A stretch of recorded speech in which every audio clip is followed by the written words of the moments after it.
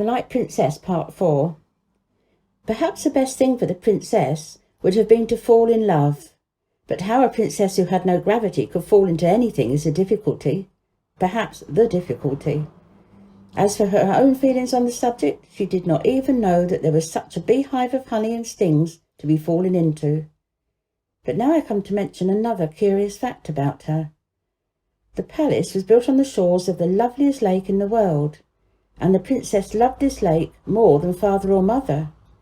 The root of this preference, no doubt, although the princess did not recognise it as such, was that at the moment she got into it, she recovered the natural right of which she had been so wickedly deprived, namely gravity.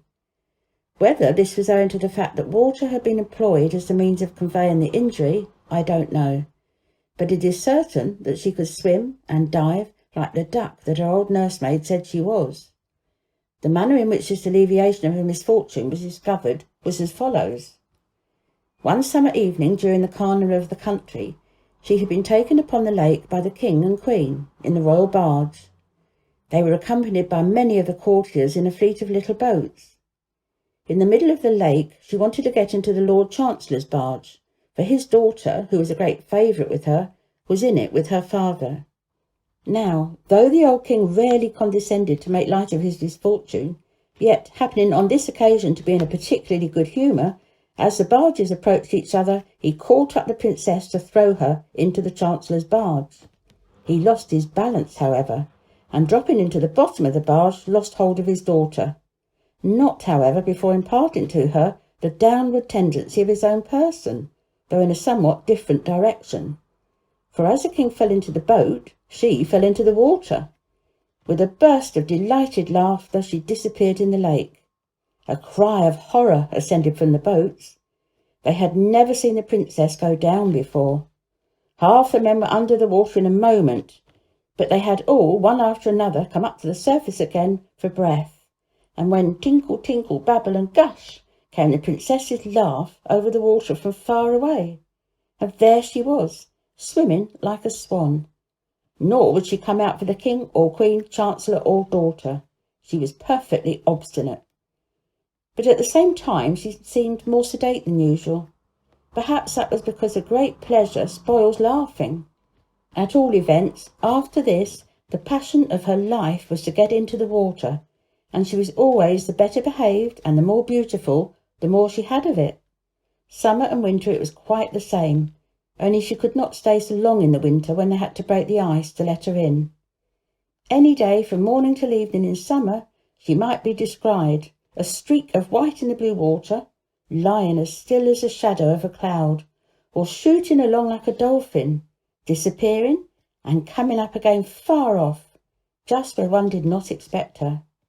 She would have been in the lake of a night too if she could have had her way, for the balcony of her window overhung a deep pool, and through a shallow reedy passage she could have swum out into the wide wet water, and no one would have been any the wiser.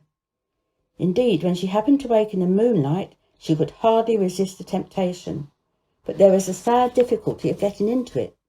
She had as great a dread of the air as some children have of the water, for the slightest gust of wind would blow her away, and a gust might arise in the stillest moment. And if she gave herself a push towards the water and just failed to reach it, her situation would be dreadfully awkward, irrespective of the wind, for at best there she would have to remain suspended in a nightgown till she was seen and angled for by someone from the window. Oh, if I had my gravity, thought she, contemplating the water, I would flush off this balcony like a long white sea-bird, headlong into the darling wetness. Hey-ho! This was the only consideration that made her wish to be like other people.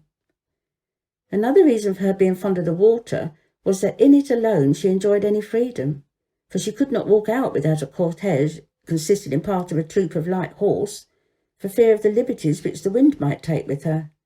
And the king grew more apprehensive with increasing years, till at last he would not allow her to walk abroad at all, with some 20 silken cords fastened to as many parts of her dresses, and held by 20 noblemen. Of course horseback was out of the question, but she bade good-bye to all this when she got into the water, and so remarkable were its effects upon her, especially in restoring her for the time to the ordinary human gravity, the humdrum and Copycat agreed in recommending the king to bury her alive for 3 years, in the hope that, as the water did her so much good, the earth would do her yet more. But the king had some vulgar prejudices against the experiment, and he would not give his consent. Foiled in this, they yet agreed in another recommendation, which, seeing that one imported his opinions from China and the other from Tibet, was very remarkable indeed. They argued that if water of external origin and application could be so efficacious, water from a deeper source might work a perfect cure. In short, that if the poor afflicted princess could by any means be made to cry, she might recover her lost gravity. But how was this to be brought about? Therein lay all the difficulty. To meet with the philosophers was not wise enough. To make the princess cry was as impossible as to make her weigh. They sent for a professional beggar, commanded him to prepare his most touching oracle of woe, helped him out of the court charade box to whatever he wanted for dressing up, and promised great rewards in the event of his success. But it was all in vain. She listened to the artist's story and gazed at his marvellous make-up till she could contain herself no longer, and she went into the most undignified contortions for relief, shrieking, positively screeching with laughter. When she had a little recovered herself, she ordered her attendants to drive him away and not give him a single copper, whereupon his look of mortified discomfiture wrought her punishment and his revenge, for it sent her into violent hysterics, from which she was with difficulty recovered. But so anxious was the king that the suggestion should have a fair trial, that he put himself in a rage one day, and rushing up to her room, gave her a whipping. Yet not a tear would flow. She looked grave, and her laughing sounded uncommonly like screaming. That was all.